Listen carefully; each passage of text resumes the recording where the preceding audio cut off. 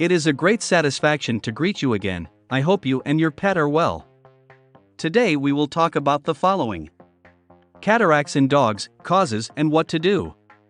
Cataracts are the most common vision problem among dogs, but contrary to popular belief, they don't just affect older dogs. In fact, genetics is a much more important factor than geriatrics, that is, old age.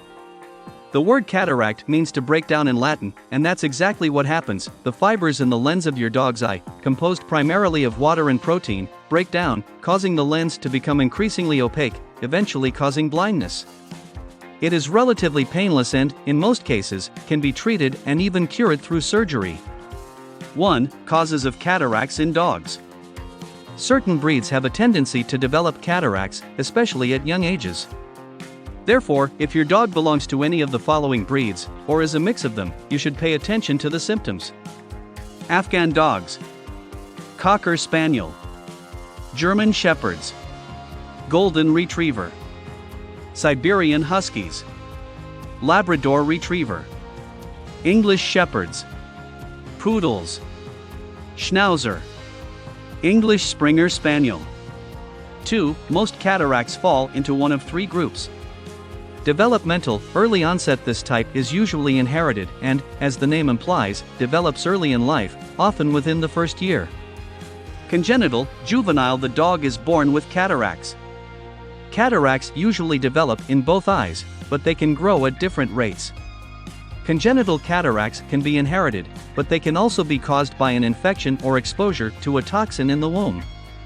Senile, late onset. Yes, cataracts develop in dogs over 6 years of age. Senile cataracts generally do not develop at a uniform rate, and one eye may be affected more than the other.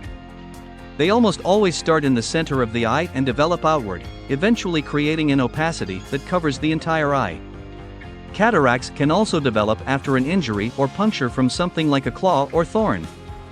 These types of cataracts can cause the same visual impairment and are treated the same way: surgery. 3. When it's time to see a vet. If you notice a milky or crushed ice appearance in your dog's pupils, even in one pupil, or your dog doesn't seem to see as well as before, see your veterinarian immediately.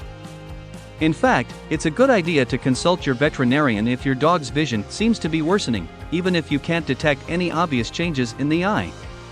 Vision problems are not very common in dogs, aside from cataracts, and could indicate a serious problem. What's next? At the moment, you have very limited options. Your dog has to live with low vision, or you have to invest in cataract surgery. During surgery, a canine ophthalmologist will remove the damaged lens and insert a new replacement. Yes, it is expensive. The procedure also carries some risks.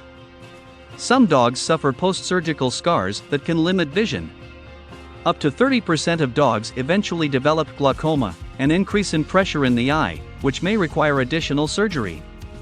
Still, for 90 to 95% of dogs, the surgery results in near normal vision, and for that reason, many owners think it's worth it. 4. What to expect after surgery.